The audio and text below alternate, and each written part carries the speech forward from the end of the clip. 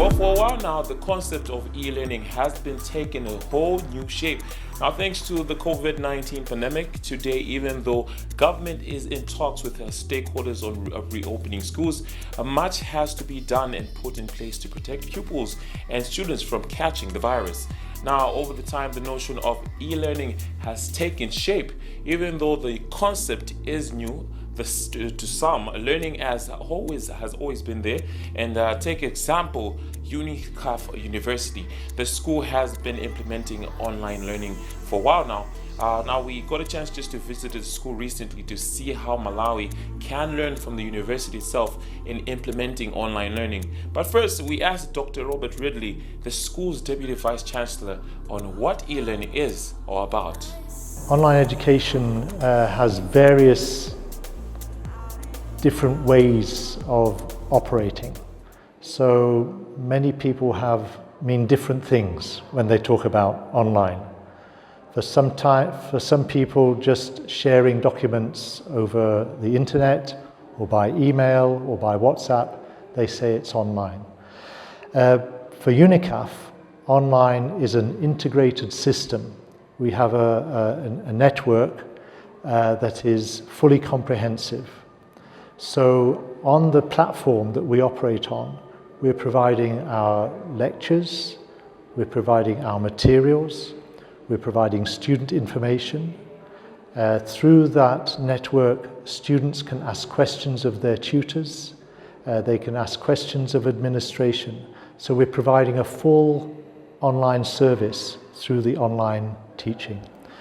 The way it's experienced by students after they register is that they type in they have a password, they can access the material online, and they enter into what we call a virtual classroom or a virtual learning environment. We keep those classrooms to a maximum size of 30. So there's a tutor and there are maybe between 10 and 30 students. And the tutor introduces material to them, and then there's material that they are learning from on a week-by-week basis. Every week there is materials, every week there are exercises, there are assignments that they have to perform. So they work steadily through their projects. As they're doing that, they can be asking questions of the tutor, typing in, asking question. The tutor will be responding. Within 24 hours, the tutor will be responding. They can have discussion groups with their fellow class students. They can have access to video material. So there are lecture notes, there are videos, and also we have an extensive online library with hundreds of thousands of books. So the most important building in almost any university is the library. And if you have a physical library, you need a big building. You may have 10,000 books, you may have 20,000, you may have 50,000. With today's technology, we have hundreds of thousands of books and journals online. So if the students are interested in any activity or any issue with their program, they can access the materials.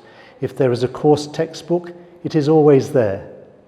In face-to-face universities, you may go to the library, you're asking for a book, but your fellow student has the book because there aren't enough copies. But there's always copies of the textbooks online. So they experience, this is the sort of environment that they work in.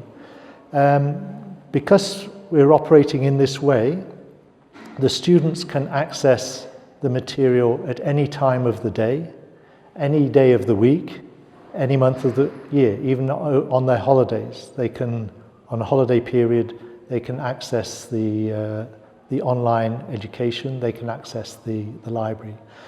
This means that the online education is especially valuable for working people. A lot of our master's students, our PhD students, they're professionals with jobs, and they're able to maintain their jobs and study at the same time online. So as well as paying the fees, they can earn income while they're learning. So it makes it easier for them. Bachelor degrees as well. They can be working and taking a bachelor degree, or if they wish, they can do it full-time. Either way is possible. So you have this flexibility to the online learning. Another aspect of online learning that we believe is important for the education of the student is that you have to be quite organized. In a regular university system, you may have your classes, you may have some assignments, and then you have your exam at the end of the semester, maybe after 3 months or 4 months. We're having assignments that count towards your final grade on a very regular basis. So students have to be organized, they have to be self-disciplined. Nobody is going to tell them that they have to do the work. They have to organize themselves, and they have to do the work, and they have to deliver it on time. And we believe that at the end of the day, makes the students more responsible and ultimately maybe more effective in the workplace. But however, from the explanation, e-learning demands a lot of infrastructure for the online course delivery. How can Malawi adopt such an inexpensive endeavor? I think it's also important to recognize that moving to online learning and the importance of online learning, it's not just in Malawi that it's been recognized as important due to coronavirus. Universities all over the world have had to change how they are teaching because of coronavirus. Cambridge University next year, all of its programs will be online. They're not planning to have any lectures. It will be online. So it's not just Malawi that is having to adapt, it's the academic world that is having to adapt. Coming back to Malawi, there's, I think, 2 approaches to online learning or adapting to online learning. The first is maybe a short-term adaptation. They just want to ensure that their students and their tutors are in touch, that they're in touch by email or WhatsApp, that they can share basic material, and that they can stay in communication even though they're not on campus. And that can happen through very simple social media solutions. There's also a program by Google called Google Classroom that allows small groups to work together. But that's a short-term solution. If you're wanting to have a long-term solution, you need a stable platform and you need a system through which you can register students, you can track students' grades, you can track the interactions that the tutors have with the students. We know how much time a tutor has spent with a student. We know how much time the students have spent on their work online. All of this can be tracked and assessed, and you track the grades, and you can have not just a strong educational system, but a strong administrative system to help you manage the whole process. And it's that infrastructure that really signifies a truly online program. And so that's the level of infrastructure that universities need if they really want to move to online. And we're available to provide our platform if they're interested to collaborate in that way.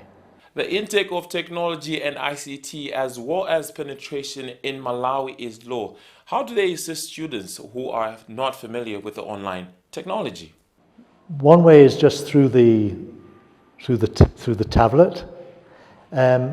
What I would like to see now is that with the COVID, people have recognized that students need to have better access to the internet for accessing materials.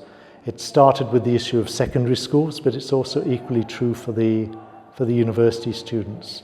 It would be nice to have some interaction maybe with the internet providers so that students could have a good deal if they're accessing Unicaf, say from Chitipa or from Nsanje. So we help the students basically by having a very friendly system online. They can access it easily. They don't have to stay online to do the work. They can download the material onto their own tablet or computer or even smartphone and do the work offline and then submit it. So they don't have to be online the whole time. They can get their material and they can study offline and then submit their assignments online. So there are various ways in which we can assist in that way.